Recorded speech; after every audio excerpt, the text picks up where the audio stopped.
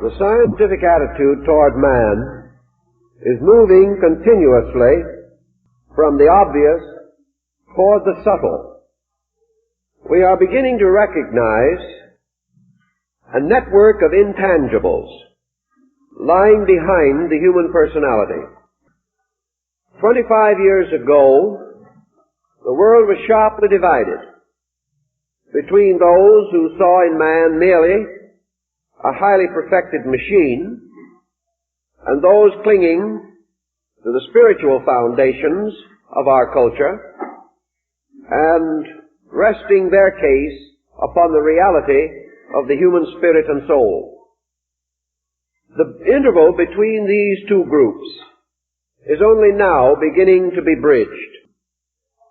Working largely from the Aristotelian position of man's outer life, thoughtful individuals and learned orders and groups,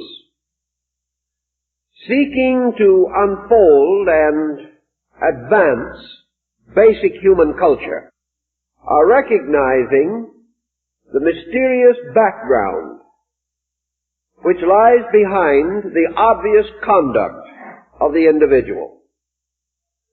We are now therefore developing a very common psychological problem, namely wonder about mystery. And whereas not long ago we were certain of everything, now that mystery comes into the picture, we are uncertain of almost everything. In this uncertainty, our psychological schools have divided and further divided until we can no longer find any common terminology with reasonable precision defining their various attitudes. This probing into the source of things makes it convenient also to re-examine ancient forms of knowledge. And whereas 50 years ago, mythology, fable, legend belonged only to certain art or culture groups, we are now examining it to discover, if we can, other keys to the internal life of the individual. Along the same line, we are beginning to be aware of the workings of ancient sciences. We are still inclined to assume that most of these sciences were psychological, particularly in the fields of therapy. We are still not convinced that all ancient remedies were as effective as they seem to be. Perhaps a great faith, a strong and ardent dedication to beliefs help these remedies. And we are thinking now in terms of the importance of this ardent belief in helping us in the various fields of our problems. We have noted that the ancient man seemed to be able to believe more easily than we do, because he lived in a world of mysteries and wonders. Modern man has a hard time becoming a devout believer in anything, because he lives in a world of so many critical opinions, so many cynical attitudes, and so much that passes for sound and solid knowledge. He is finding, however, that the lack of the ability to believe is weakening him, making him less able to carry the daily burden of life. As he de-glamorizes every part of his culture, he finds himself dying for lack of a little glamour. Now we have a reaction here, but we have now transferred our instinct toward glamour, toward hero worship, toward objects that are not really satisfactory. We are discovering that movie stars, prize fighters, and orchestra leaders, as subjects for glamour, are not quite so efficient or successful as the ancient gods or the muses or the prophets of old. All our glamour has become so materialized that it carries with it very little internal contribution to our strength. Digging back into all these old beliefs and ideas, we come to one of the earliest of them all, and that is a word which up to 10 years ago was anathema in the field of science, and that word is astrology. It was held to be one of the most ancient of man's vulgar superstitions, held to have no foundation in validity of any kind, and a great many second-rate astronomers have made careers out of belittling it and attacking it. Actually, however, as we have noted before, the subject has never been subjected to actual scientific analysis, even by our so-called scientific method. There is no field of belief in which there has been so much prejudice and so few facts. Taking the attitude, in general, that the concept was in conflict with our daily thinking and with the latest discoveries of science, it has been empirically rejected. Actually, we are not sure that this conflict exists, but we would like rather to assume that it does than to add the slow and laborious procedure of investigating carefully and thoroughly. Again, however, the development of television and the perfection of radio devices, perfection of device, not program, we are sorry to note, has caused us to realize that there are a great many intangible forces operating in our lives. Radio and television, perhaps more than wireless telegraph, which preceded these, has opened to our consciousness the reality of things unseen. We are now willing to accept that this atmosphere in which we live may be a tremendous area of energy transmissions. We are willing to assume that through this room and through our own bodies, waves of energy are constantly moving, invisible to us. But we are not quite sure that their invisibility means that they have no effect upon us. If this effect has to be in terms of body impact, we can deny it.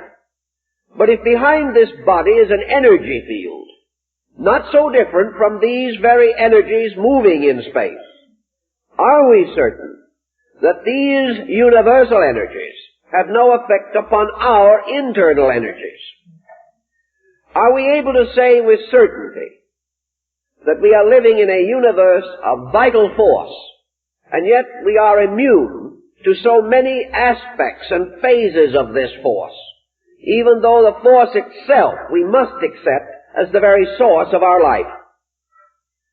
Thinking a little further in this particular field, we are now confronted with radiation, and to a degree with fallout. Radiation is much more subtle. We can imagine that fallout consists of minute material substances which can variously poison or contaminate us. But in terms of radiation, we are again in the presence of an invisible energy. And yet we now convinced that this energy can kill, that it does affect us. And studies of the universal spectrums of various parts of cosmos and space now indicate that radiation is pouring in upon us in many, many ways. Not long ago, a scientist pointed out that we are continuously in a field of radiation that is actually more dangerous than the atomic bomb. This field of radiation, coming to us from the sun and from other parts of space, would have destroyed us utterly had we not gradually, over millions of years, adapted ourselves to this kind of energy, so that we are living in a field of death living because we have adapted ourselves to death and have come to survive its immediate consequences.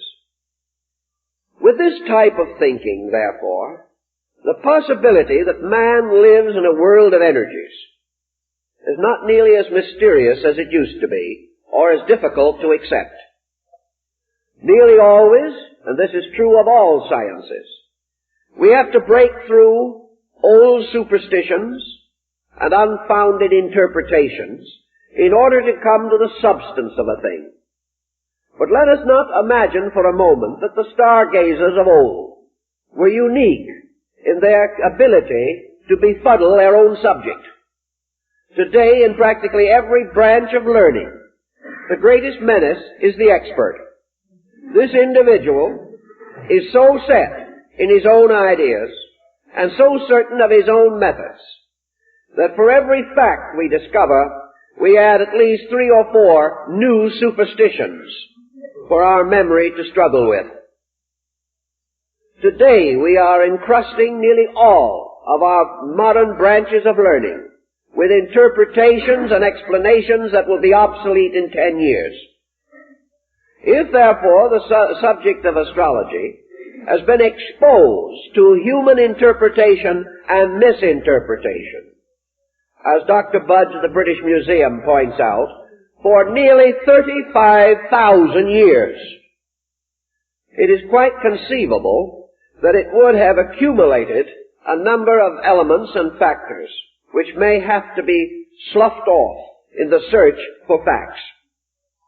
Yet over this same period of time, all of those working with the subject have used the same identical basic machinery. And as is also pointed out by Dr. Budge, the interpretations used today are identical in principle with those found on the cuneiform Chaldean tablets that go very far back into the reign of Hammurabi among the Babylonian peoples. The same essential procedures, the same structures, with the possible exception of mathematics, upon which the whole subject depends. There is no other branch of learning that has survived so long without being completely reconstructed. It might therefore seem possible that there was certain validity that is unchanging, moving under the surface of the various national systems of divination which we have now come to regard as pseudosciences and to consider as hardly worth scientific thought. We are not nearly so sure anymore that these are worth so little attention. Another interesting and significant factor is the wide distribution of these beliefs.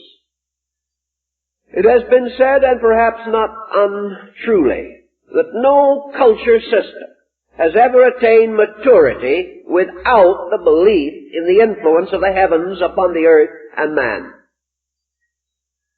India, China, Persia, Greece, Egypt, practically every great culture that we have known has held this belief.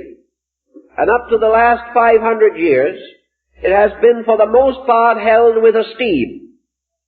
And it was certainly regarded most affectionately by the great astronomers of Europe, to whom we are indebted for our new, emancipated astronomical theories. I refer to men like Kepler, Galileo, Copernicus, Brahe. These men, who were themselves the great patron saints of modern astronomical knowledge, they were all astrologers, including Kepler. This concept means that a thoughtful mind can also accept this idea. Perhaps it was lost to us with the rise of the great 19th century materialistic system.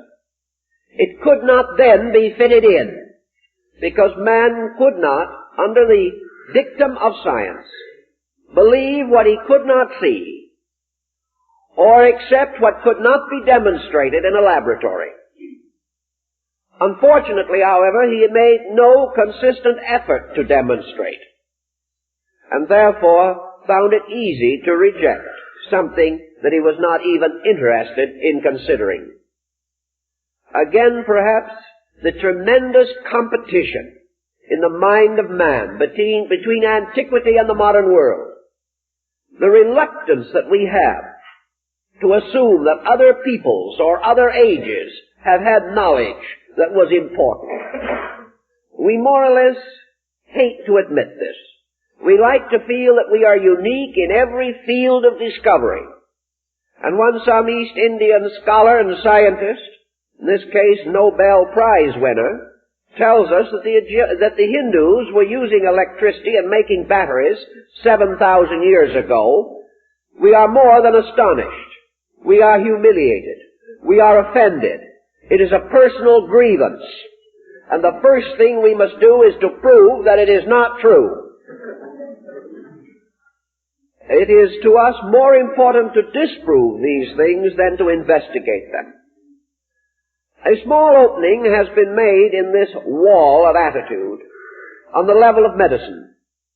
Here we observe more and more expeditions going out into the field to study primitive medicine among aboriginal, savage peoples.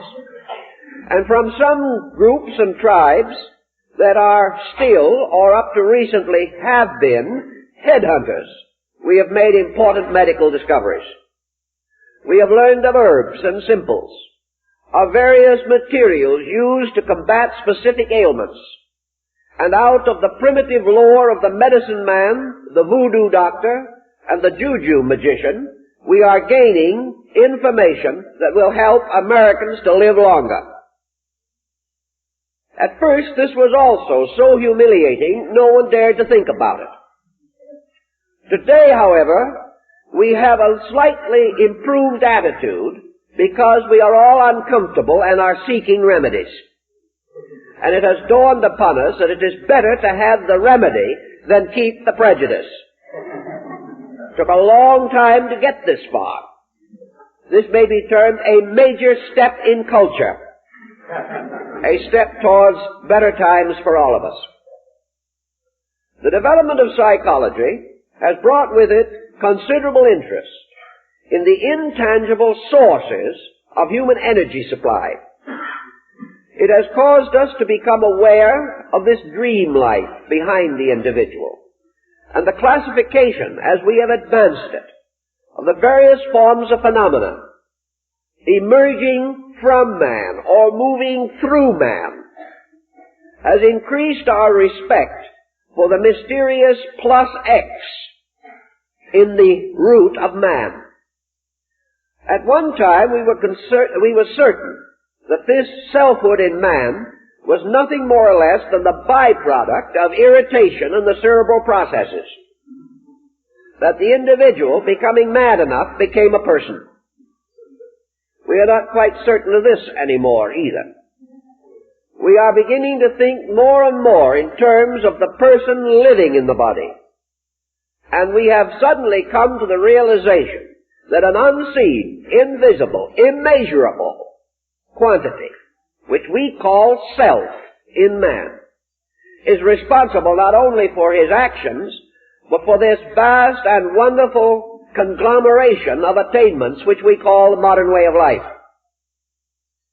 We are suddenly realizing that the skyscraper, that the atomic projectile, the airplane, all of these things emerge from something scientifically beyond access. That from man, as an invisible core, something not to be weighed or analyzed chemically, there is flowing constantly streams of inspiration, intuition, knowledge, thought, reason, and ingenuity, which pay off in terms of immense discoveries, tremendous conveniences, and innumerable inconveniences. Whatever this is in man is not an unmixed blessing. It is capable not only of making a tremendous contribution, but of gradually transforming man into the problem child of history. With this gradually increasing respect for invisibles, science must ultimately turn its attention to new levels of demonstration.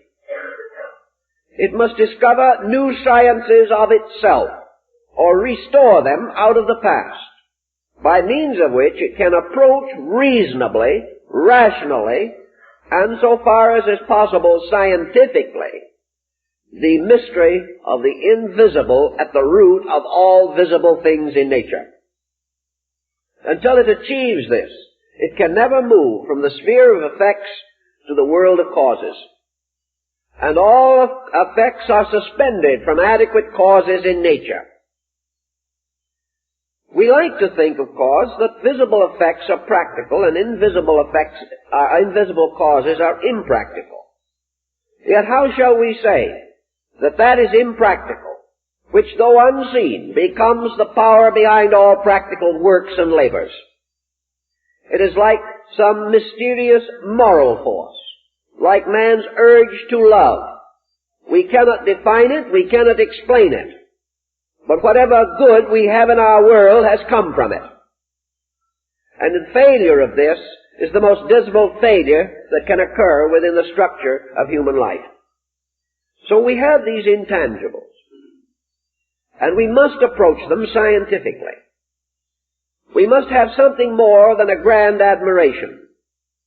We must be able to learn useful ways, useful applications, and also a proper framework upon which to build a common science of human understanding. Going back, therefore, to this rejected field of what we might almost call astrophysics, we are astonished to find a carefully organized field of symbols, of emblems and figures, of processes and formulas that have come down from the past. It would be astonishing indeed if so many thoughtful persons over so many thousands of years should have been completely addicted to a chimera. It is almost incredible that we could have so scientifically organized imagination. And at the same time, all things have to be tested by their utilities. And it is hard also to imagine that something which had no foundation in fact, and was merely a flight of imagination, could possibly have sustained itself so long in common admiration. Nor could it have vindicated itself as frequently as it has done by the accuracy of its methods and pronouncements. Thus we are in the presence of something. And in the study of ourselves, we discover that these ancient peoples evolved a very comprehensive idea. We do not have to accept it, but I think it is time for us to examine it and try to discover, if possible, whether we are in the presence of a valuable key. Certainly these people taught, these old stargazers taught thousands of years ago, that what we call the empty air around us is actually a kind of channel through which energy is continuously moving. They taught us this while for the most part we had the dimmest concept of the meaning of energy. They believed, and in practice still apply the belief, that man is in the midst of an immense complex of forces, and that in some mysterious way these forces converge upon his internal life, and that from this convergence there are modifications in his nature and temperament, by means of which his outer life is also conditioned. Perhaps one of the simplest ways of trying to understand this is by the recognition of certain common, observable phenomena. Most persons are aware of the old family almanac, which was of the greatest meaning and significance to our farmer ancestors. the farmer secured his annual almanac with religious devotion and dedication. Back in the beginning of our national life, Benjamin Franklin printed the almanac, and George Washington bought it in order to use it in the maintenance of his plantation. Men like Washington and Jefferson and Hamilton would not for a moment have thought that it was possible to maintain a farm without an almanac. Now, this almanac contained a quantity of astronomically and astrologically calculated information relating to planting, relating to the harvesting, and of course also to the general climatic condition of the year. Some of you probably have known farming people. Perhaps were raised on farms yourselves. And it would be quite obvious that a shrewd and canny farmer, and farmers are not foolish, would not have for years depended upon these almanacs for the regulation of his planting and protection against sudden inclemency of weather, unless he had justified to himself that it worked. These people were shrewd. They were not even wasting 5 cents on an almanac, unless it meant something. And they certainly would not follow it long if the result was the loss of their crops. But that these things actually did have bearing upon planting has later been proved under scientific conditions in Arizona, where planting various vegetables at different phases of the moon shows distinct effect. That these influences do have some bearing. St. Thomas Aquinas, the great Catholic philosopher of the Middle Ages, pointed out that it would be incredible to assume that the moon, which it has the power to draw the waters of the earth and to establish the tidal rhythm of the seas, that such a powerful influence has no effect on anything except water. Assuming also that it had no effect upon anything except water, let us remember that the human body is over 85% water. If it can move the tides, this lunar influence, has it any effect upon the liquids and humors of the human body? Studying tree rings, we observe distinctly the cycles of sunspot maxima in the tree. And it is possible to find out from the study of tree rings the dating on cycles of sunspot maxima. Of course, we have easier ways of dating, but it could be done by that means. Is it conceivable, therefore, that a force which will leave a continuous and almost indestructible record of itself within the heavy woody fiber of a tree, that this has no effect on anything else? We know also the effect of these motions of energy in space upon the great cycles of financial adversity and promotion in the affairs of men. It has been noted for years that the stock exchange, both the one in England and the one in the United States, the principal stock exchanges, all can be graphed according to planetary and luminary cycles. Now, even if we wish to assume that the planets have no effect upon man and only on the stock exchange, can you imagine anyone who is not affected, directly or indirectly? Whenever we come to this recognition, we must come also into the realization of the interdependence of living things. And we must realize that anything or any force which can change the fur on rabbits or can result in the development of these tree ring circles must influence profoundly the interior energies of something. It is difficult to assume that all this influence is merely from the outside. We are not able at any moment to check this influence. But after a period of years we perceive it. And we are suddenly aware of a very subtle form of energy, modifying the conditions under which we exist.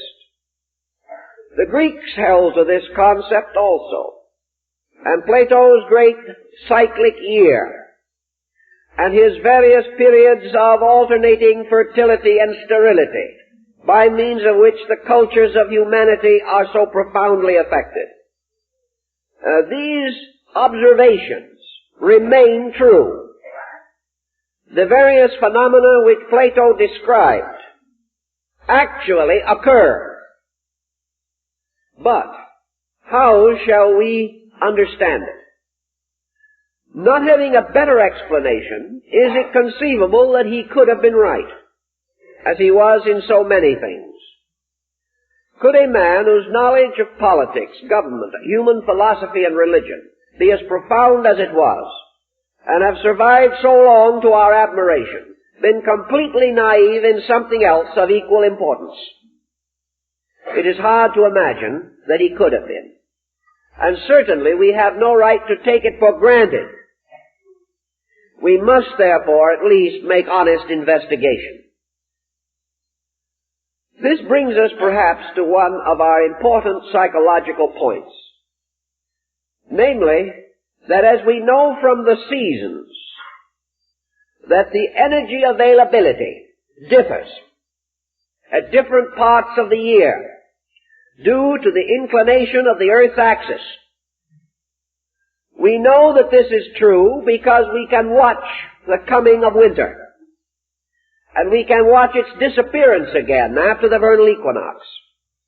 We see the larger part of the Earth affected by this. We measure it in terms of human adjustment and non-adjustment. And today, parts of our eastern seaboard are blanketed in snow. We are not so blanketed here. Other parts of the world are now preparing for the glories of summer, such as our neighbors in Australia. These differences, we know, are due to astronomical phenomena. And we know that these differences affect the birth rate. We know they affect the death rate. And we recognize that untimely situations arising in the world's climate affect us economically, in the destruction of crops, affect us in the terms of health. Any physician will point out to you the seasonal epidemics. Also, we know the vulnerability of the sick, and we recognize that millions of people today are leaving extreme climates and gathering in our own delightful Southern California smog-infested atmosphere because they are tired of facing pneumonia every winter. This situation is obviously the result of a chemistry of universal factors. If the sun were not where it is, if the planets were not where they are, and if the earth was not in its present position among them, this entire group of circumstances would be totally changed. And man himself could do nothing about it. For in the presence of these elements, man as a person is hopeless and helpless. That these things, therefore, pound upon his outer life, we know. So we are presented at this time with two possible psychological schools of thought. One is that the effect of universal energy modifications upon man are due first to the effect upon his environment. There is no doubt that religions are the results of longitude and latitude. If the Finns had not lived where they lived, they would not have given us that beautiful classical, religious, mythological poem, the Kalevala. If the Hindus had not been exactly where they were, they would not have given us the peculiar interpretation of Hinduism that we have today. If the Japanese had lived somewhere else, or under different conditions, they would not have had the peculiar flowery arts with which we associate them. Thus, the distribution of climates may definitely and does certainly affect body structure, social adjustment, degree of activity. It has a strong effect upon ambitions, motivations, and upon the contemplative interior life of the person. Thus, if man is the result of the town in which he lives, the books he reads, the friends he meets, and the relatives he has accumulated, so he is also subject to the seasons, the weather, the climate, the terrain in which he exists. Mountain people are different from valley people. And it is quite conceivable that this vast, intangible atmosphere, which is actually constantly modifying our way of life, may also be moving in upon us as a psychological factor in our temperament and our disposition. Thus, merely the fact that the sun and the moon and the stars are in the sky has affected us. It has affected our religions, and in turn these have moved our living. The contemplation of the sunset affects man. Whether we wish to say it is the sunset itself or the contemplation of it may be a psychological point, but it has had its effect and has come down to us in the personification of the sunset in a whole cycle of gods and goddesses and heroes. These in turn have affected our moral lives. And to a measure, our moral lives are in continuous and stressful relationship with economic existence. These things affect. Consequently, if we wish to say that the universe produced the environment by which man is what he is, we are only making another statement of the power of universals upon the life of individuals. Now we know that man's actual existence, along with the existence of everything else that does exist, is due to participation in a life principle, that through man constantly something electric, magnetic, some strange life fluid essence pours and flows continuously. That in this essence also man has his existence, in the light and the air and space around him. For every part of himself that is tied to the earth, there are countless parts tied to space.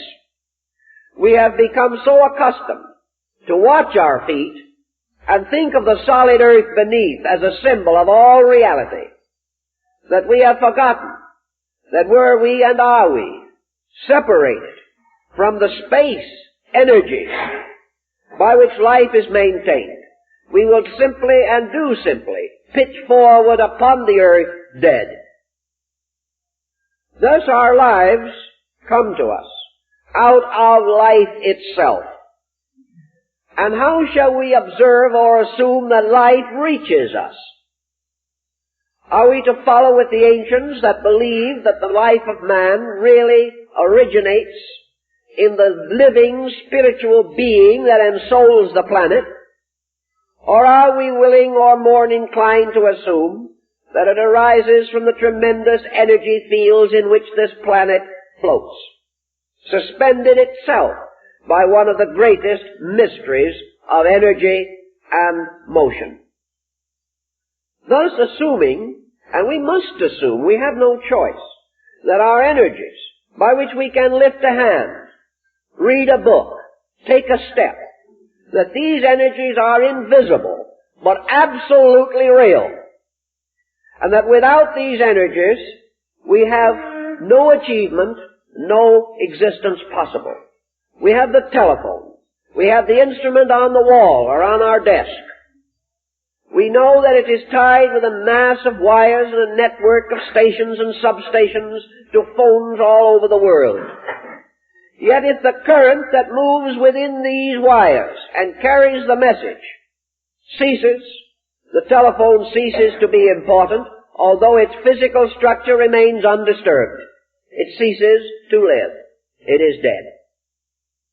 Therefore, the energy which we cannot see is really a kind of divine power, and the instrument made for that energy is our acceptance of the reality of that power, and our desire to build a house for it, whereby it can live with us and serve us.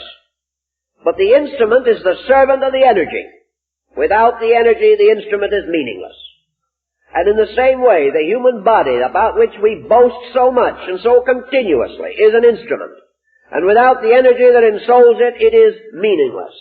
It is unable to achieve any of the purposes for which it is intended. Now, we have not yet reached a point in popular thinking where it has occurred to us that this energy upon which we live may come to us in a conditioned form. We are fully aware that there are many energies in space, that there are planetary rays, solar rays, cosmic rays. We are now recognizing that we have a universe like a very intricately woven fabric, the very substances of this fabric being composed of energy, that this energy is subject to innumerable laws of its own kind, and that there is also various adjustments and conflicts between the laws of energy and the laws of matter. These facts are dimly coming to our attention. But now comes the gravest question that we know. This energy stream that sustains us, is it a pure, unconditioned stream? Is there nothing between this life principle and body? If there is anything between, what is it? Is there some reason, some archetypal pattern governing the distribution of this energy according to laws, according to principles, according to values? If such government exists, in what is it posited? What is the universal machinery by means of which the specializations, diversifications of energy are possible? We know that the orderly progression of seasons means that this energy is subject to mutation. It is subject to being more or less available. We cannot say that the energy itself is more or less. But we do know that in a given area, at a given time, the energy allotment may be reasonably determined. That this allotment is not continuously identical with itself. That in some areas the allotment is greater than in others. And that this allotment is governed by laws of periodicity. Consequently, we have evidence, physical evidence, to prove that the flowing of this energy into form is subject to laws. That it is not just simply a great sea in which we all swim, but that it is a kind of ocean in which there are innumerable currents. And therefore, that because of the infinite diversity of the sea itself in this case, it is able to sustain an infinite diversity of life. Studying this, the only answer that anyone has ever been able to advance, and Kepler probably did as well with it as anyone has, the only explanation to account for the control, regulation, systematic distribution of energy is the relationship between universal bodies. That just as surely as the comparatively insignificant inclination of the Earth's axis results in the vast phenomenon of seasons, that actually energy is specialized by relationship, and that it is not that the individual is nearer to it or further from it, but assumes various aspects in relation to it that constitute these modifications. That the continual motion of the heavens, with its innumerable universes and galaxies, extending into the uttermost conceivable and inconceivable fastnesses of duration, that this immense machine actually is responsible for continuous modification in the flow, volume, relationship of energies. Some of these energies, moving from remote areas, are of such long duration that they are like Plato's Platonic year, which lasts over 25,000 human years. Others of these relationships are so immediate that they are changing every few seconds. There are tremendous interrelationships of long and short time cycles, some extending into such infinities that we can scarcely calculate them. But every one of these cycles is supporting some organized movement in creation. And when these cycles end, these movements end. When these cycles are exhilarated or reach critical areas, critical situations arise, not only affecting man, but affecting the whole solar system and the universe. Thus we live within this tremendous field of energy which is being continuously modified. This modification undoubtedly is responsible for the gradual changes in human psychology. It makes available or less available mental energy, emotional energy. It results in world fatigues and the dying out of races and species. It also results in immediate and momentary fatigues, tensions, stresses, and the various problems with which we are familiar. If, therefore, we are seeking a formula, perhaps one of the simplest understanding formulas that we can have is that man, as a moral, mental, and emotional creature, is constantly interpreting the available conditioned energy upon which he exists. If this energy supply is lessened before it reaches him, we have one kind of phenomenon. If man, through his own development, structural or psychological, becomes resistant or inconsistent with energy which has reached him, therefore does not permit it to move through him in its proper causes and channels, we have another kind of modification. So man is suspended between a moving universe, and all motion results in qualitative modification. Everything that moves changes. And because the universe is infinite motion, infinitely extended, so every moment of the universe is different.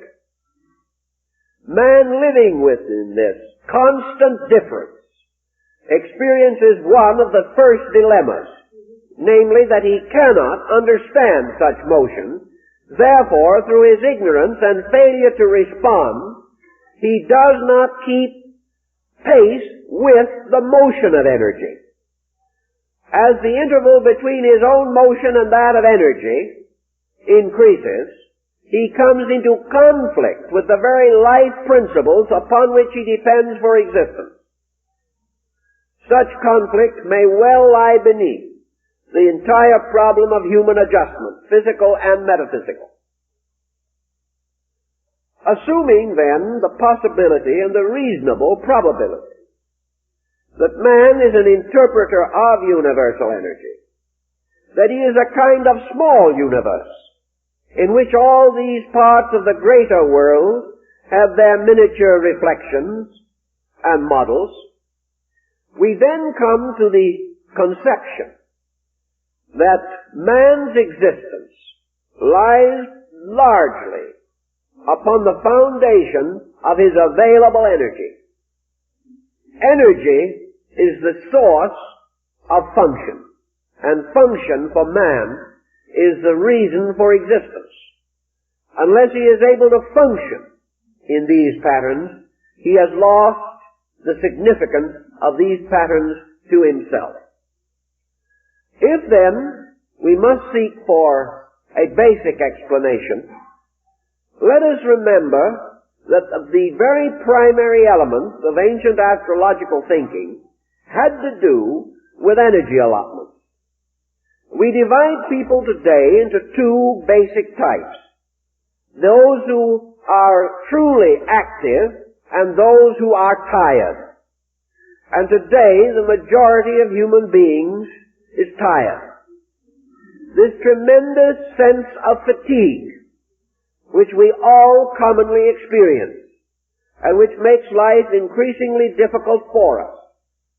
The ancients recognized this and declared that it was due to certain negative cycles, or cycles of negativity, moving in the great tidal system of space, that as the tides of the sea ebb and flow, so the tides of energy in man ebb and flow.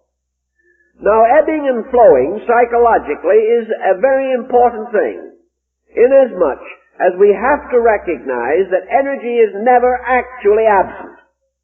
It is merely not available in its accustomed form and demands a new or different kind of adjustment. This adjustment we have in psychological thinking in two types of persons, called the extrovert and the introvert. The extrovert is the individual who seemingly possesses more abundant immediate energies.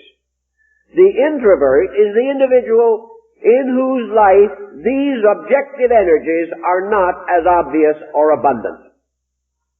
Nature is only telling us, however, that in the character of man, as in the universe or in the growth of the oak tree, there are alternations of objectivity and subjectivity required in nature. In an effort to standardize living, we have totally ignored this. We have assumed that every individual at all times must be upon an equal energy footing. It is possible that he is upon an equal footing, but he is not able to exhibit or manifest identical, equal energy at all times. We know that sleep is intended to help us to catch up on some of our energy problems, but it does not go as far as our providing needs at the moment. Sleep may take care of part of our physical and psychological life, but there is something else that has to be considered.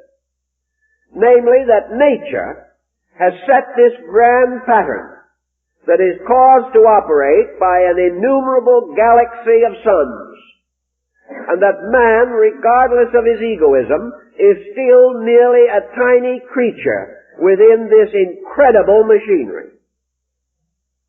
Man's happy adjustment depends upon his gradual understanding of the kind of world he lives in and his willingness to live according to what he understands when he does learn. This combination is essential to his life. Introversion and extroversion are natural motions. They are the result of the fact that nature recognizes that man has two needs. He has need for an external life, and he has need for an internal life. Experience shows that unbalance, the overdevelopment of his external life, has impoverished his internal life by his failure to enrich it with the conscious contributions of his own mental and emotional energies. As a result of his own failure, man therefore has come to the point where extroversion or self-expression outwardly becomes comparatively easy for him, and he is inclined to overdo it. Whereas introversion, or the return of the individual inward, the turning of his tides towards his internal life, has resulted in him coming face to face with a situation so deplorable that under general conditions, introversion has become practically synonymous with neurosis. Thus, instead of living a balanced life of internal and external polarizations, the individual is so depleted, impoverished, or neglected inwardly that he is like too many persons in our nation who drive a fine car and give all the sense of prosperity, but whose homes are neglected and chaotic. The individual, turning into himself, finds a condition which leads to suffering rather than adjustment. This is nature pointing out a defect, for man should be able to move inwardly and outwardly without tension or stress, finding an excellent, important, and useful life in both of these polarizations. If his energies were available to him, such would be possible. Now, other factors also contribute to man's life. And there can be no doubt whatever that time and place do influence the entrance of the human being into material life. The time and condition in which a person is born is valuable. The important thing has been ignored psychologically, although it is accepted historically. Can we deny that an individual born at the beginning of the Napoleonic Wars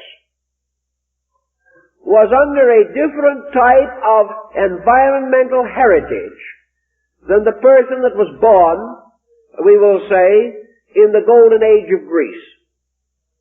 Now, both may have had their wars and their troubles, but it is not possible to say that the time and place of birth are meaningless. The time the individual is born and the place where he is born, these circumstances bring him into a particular relationship with the patterns of history, and also with the relations and customs and attitudes of tribes and nations, racial groups, and social structures. Man being born today is born into a social pattern that did not exist 100 years ago. We know that in living, the average person cannot psychologically outlive his generation. If he is forced into conflict with his own upbringing and the years of experience through which he has passed, he becomes discouraged and confused. Psychology makes a great deal of heredity. Astrology simply states that man's universal heredity is derived from his relationship to universal energy fields. Also, that the peculiar circumstance of his birth is a relationship between energy in the field of space and the energy of the individual himself. Therefore, there is a time to be born and a time to die. And these things are within chemical fields of relationships, which are exact and inevitable in nature.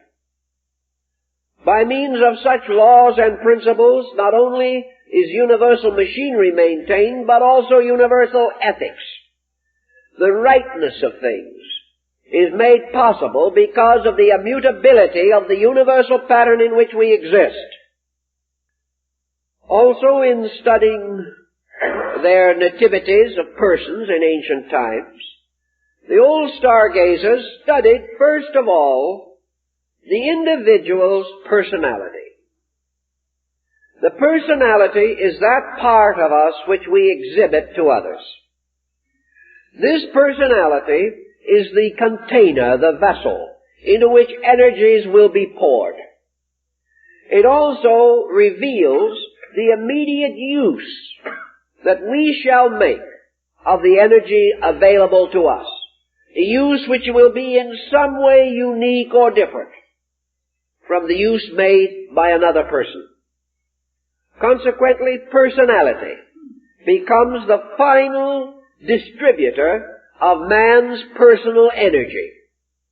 It tells us about his enthusiasms, his interests, and his attitudes. It gives us something of the degree of specialization in which his life will be patterned. Then this is compared with another very great factor, and that is his energy allotment. And basically, this allotment was anciently based upon the position of the sun in the relationship of the great year. Thus, as truly we have distribution of available energy in the seasons, persons born in these seasons have certain energy peculiarities. And not long ago there was a published list of accidents on the Bay Bridges in San Francisco, and it was pointed out that the accident rate is entirely erratic and breaks all laws of accidental probabilities. Instead of these accidents occurring according to a patternless sequence, these accidents are highly patterned. And by the study of them, it becomes immediately obvious that the accident is not an accident. That it is based upon certain energy problems.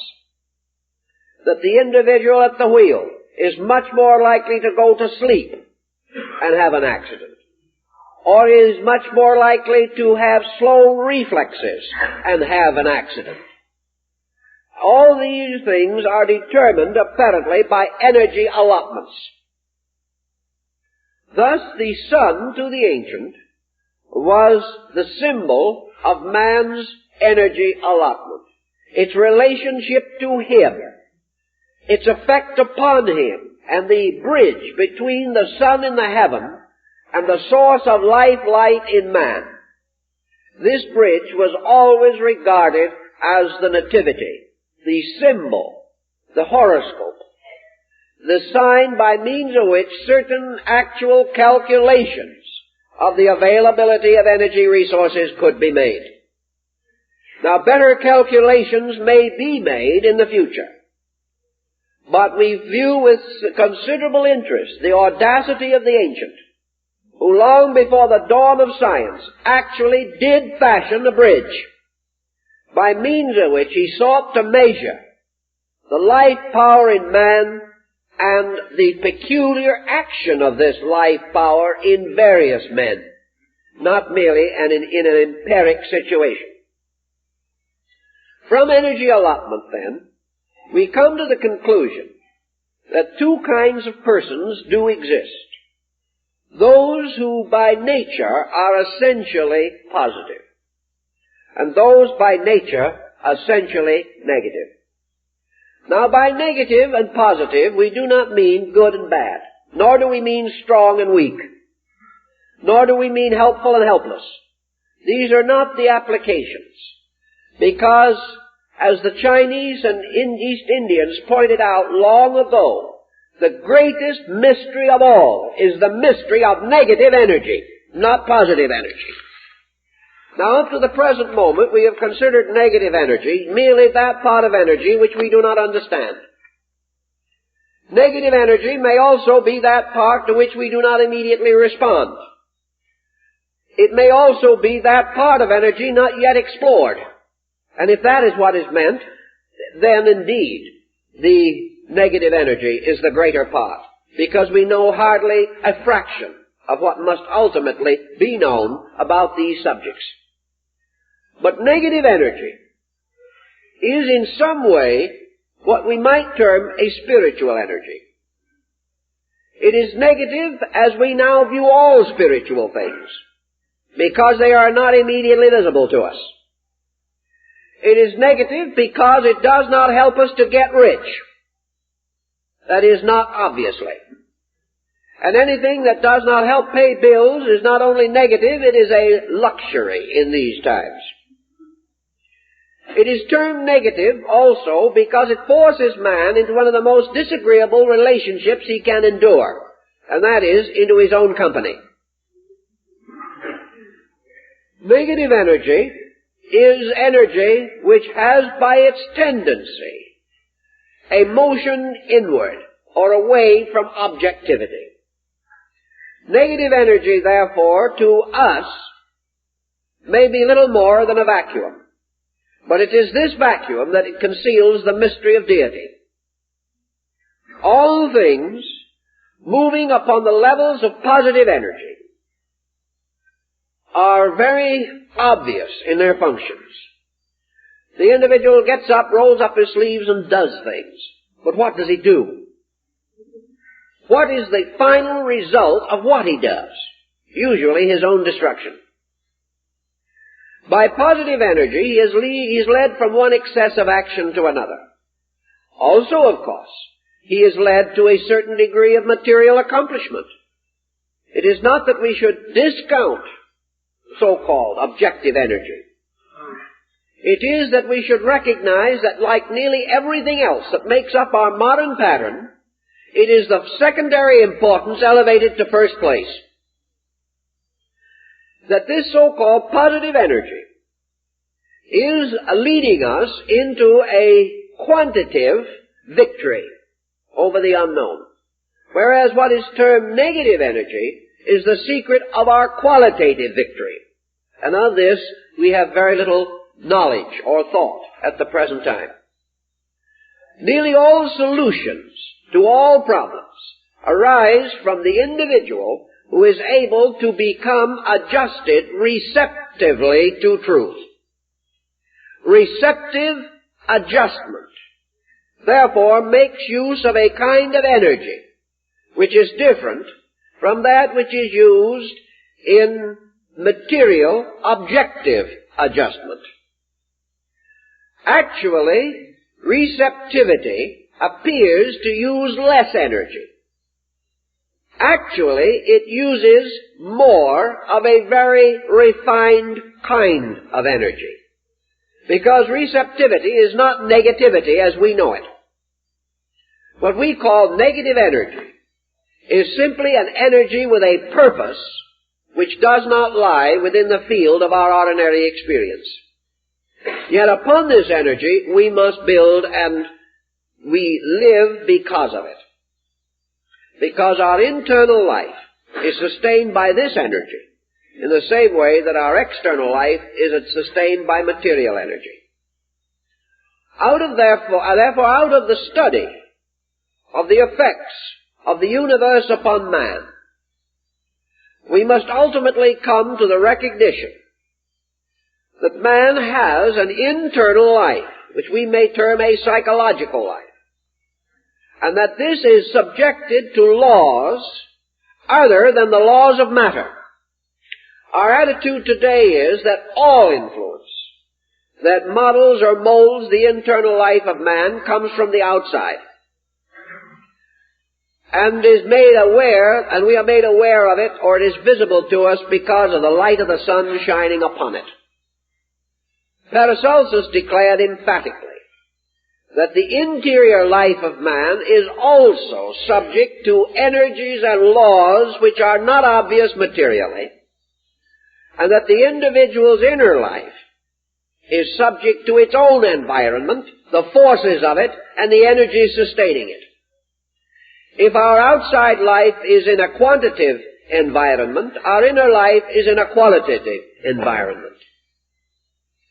Consequently, our inner life has an existence of its own. And this existence also has a nativity, has an endurance in space, and is subject to a kind of energy pattern. What we call psychologically archetypes are more or less proofs of this. For archetypes are forms set up in a formless state. They are kinds of entities which are not materially available to us, yet they become the actual motivating symbolic energy powers by which conduct can be and is modified. Thus, in astrology, the ancients were firmly convinced that man possessed an internal being, and that this internal being was subject to laws that must be discovered, and that these laws are not just the laws of material existence, but are laws relating to the controlled direction of electrical and magnetic phenomena. That the spiritual life of man operates in a field of energy, just exactly as the material life of man operates in a field of phenomena. That we must understand this energy, and must most of all adjust to it. The inner life of man has a normal or an abnormal adjustment with its own energy fields. When the inner life of man is completely the result of the pressure from the lower outer life of man, then this inner life is imprisoned, locked within a situation for which it was not intended. There was never a time in nature when nature intended the lesser to govern the greater. There was never a time in the constitution of man when it was assumed that the outer life of man could satisfactorily regulate his inner life. In every instance, the inner life must regulate the outer. Authority must be vested in that which is superior. When, therefore, the outer life of man, affecting the internal life, makes it difficult or impossible for the psychic field to operate normally in manifestation in this world, we have a psychotic. We have a false situation whenever we try to force that which is less upon that which is intrinsically more. Also in this situation, we have the continual fact of the need for the psychic life of man to keep the laws of the psychic life of the universe. Man who breaks the material laws of nature is punished physically. When man's entity or selfhood comes out of adjustment with universal energy, he is punished inwardly or metaphysically. He is punished by a series of invisible ailments that are as dangerous to him as physical ailments are to the body. Paracelsus pointed out that every ailment known to the body has its equivalent in the psychic field of man, and that it is just as easy for the individual to be sick psychically as it is physically. But he did not affirm, and neither did the other ancients, that all psychic sickness arises from the personality. He assumed that psychic sickness arises from psychic disobedience, in the same way that physical sickness results from physical disobedience. And psychic disobedience is in harmony between the energy field of man and the great universal field which must nourish it. In harmony of this kind may and does arise from several possible causes. The most common cause would be paralleling that of physical ailments, namely, that the individual's psychic field is unable to form a natural, proper adjustment with its own source of nutrition. That wherever this occurs, you have psychic stress. And wherever this occurs, you have something else that causes it. And the thing that causes it would be the equivalent of egoism or egotism. The individual who stands against the law, the individual who believes or thinks that he does not have to obey, the individual who takes an attitude of aggressive egoism in forcing his own concepts upon nature. His punishment for his arrogance is exactly what occurred to the builders of the Tower of Babel. As most ancient physicians and some schools of modern medicine point out, the greatest single cause of sickness is obstruction, that by means of which natural function is impaired. Bodily obstruction due to tension will impair body function and reduce health.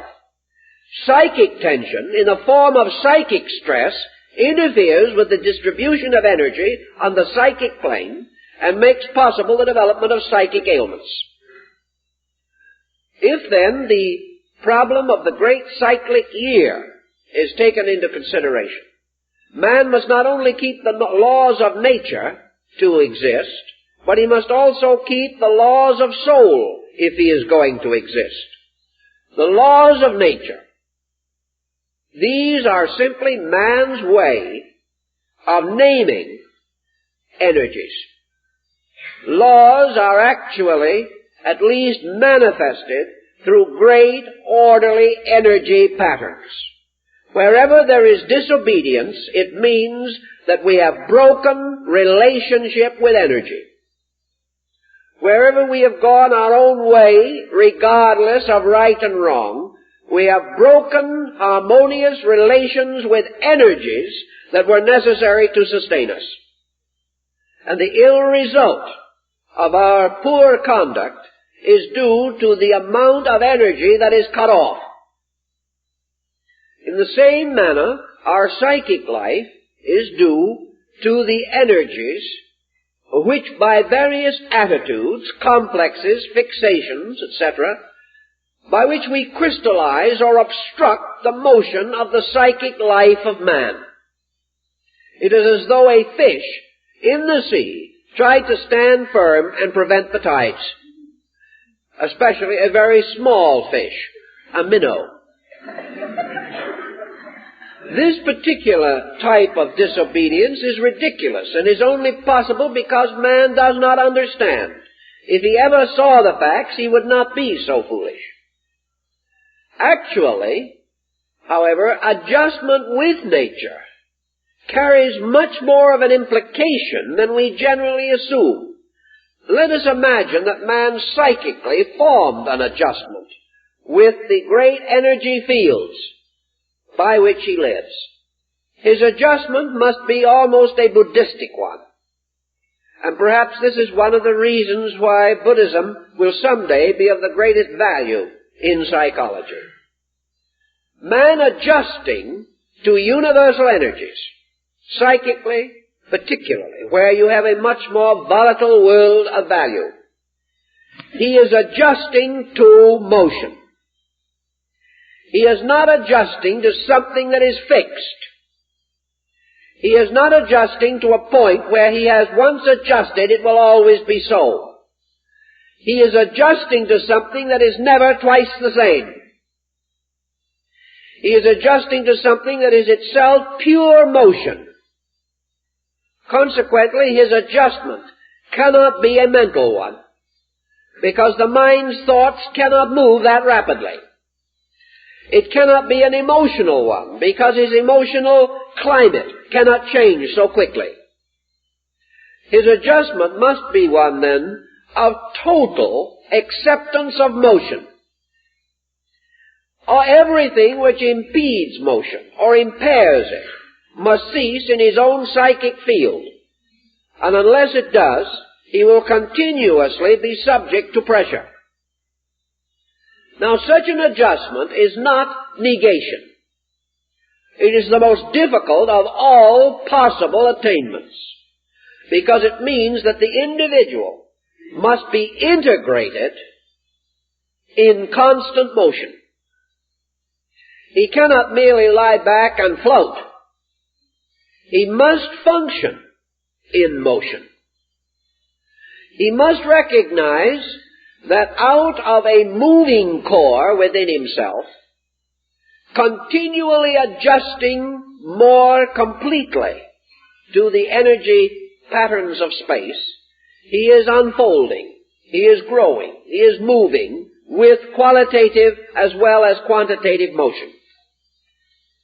To achieve this is a very high end in learning and knowledge. And before he can achieve it, he must recognize the need of it. He must recognize, therefore, that the universe is constantly impelling him to subjective adjustment, is penalizing him for having a certain crystallization within his psychic life, by means of which his physical life is damaged and the unfoldment of his internal life is frustrated.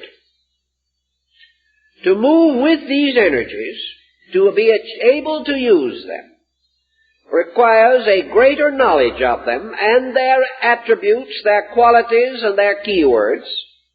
And the ancient fashioned a simple little design on a piece of paper, which he called a horoscope, and in which he set forth in an elementary and rudimentary manner, it is true, the pattern of man's most immediate adjustment situation.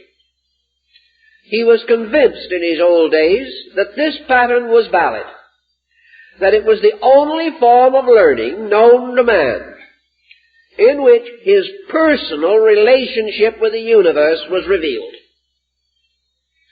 That it was no longer a grand relationship, but an intimate one, in which the universe moving into man and through man, and man moving into the universe and through the universe, that these twofold procedures could be analyzed, classified, studied, and with sufficient pains and effort, the entire subject could be broken open and made available to the individual. On this line of thinking, then, I believe there is more work to be done. More work that should be done as soon as possible in order that we can finally get at the subjective person, not merely as he is reflected through body, but as he exists in his own nature, and will begin to emphasize the importance of working directly upon this subjective being by the great disciplines of philosophy and religion, rather than to depend entirely upon reflex action from the external life. We are working in a clumsy manner. We are trying. We are much further than we were 50 years ago. But we still have a long way to go. And it would be nice to feel that everyone essentially interested will do all they can to encourage this research and not fall into the ancient pattern of pronouncing these things impossible or improbable. We live in a world where nothing is impossible. And the great thing that must be made possible is human adjustment. And until that is achieved, there will be no solution to the common disasters under which we must mutually suffer. It is our own final adjustment with this great clock of space, with its countless intermingling values, that gives us our hope of ultimate security and peace. Time's up.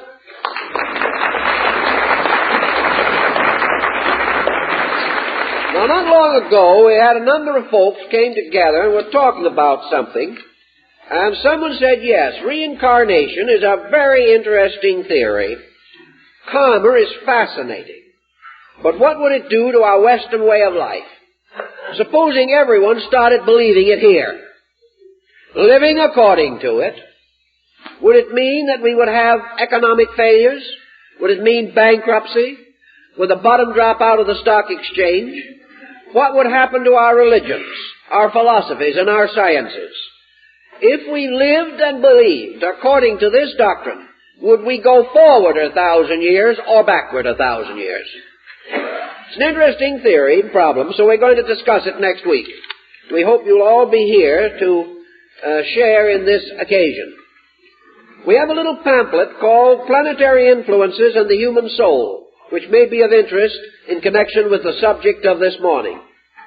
We also have a book dealing with the primitive concepts of the principles underlying the study of astrology from a philosophic rather than a genelithiacal level.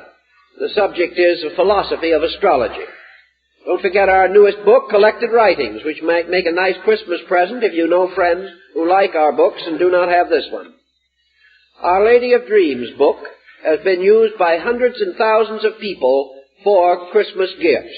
So we call this one to your attention as something that might help you where something a little better than a card is required.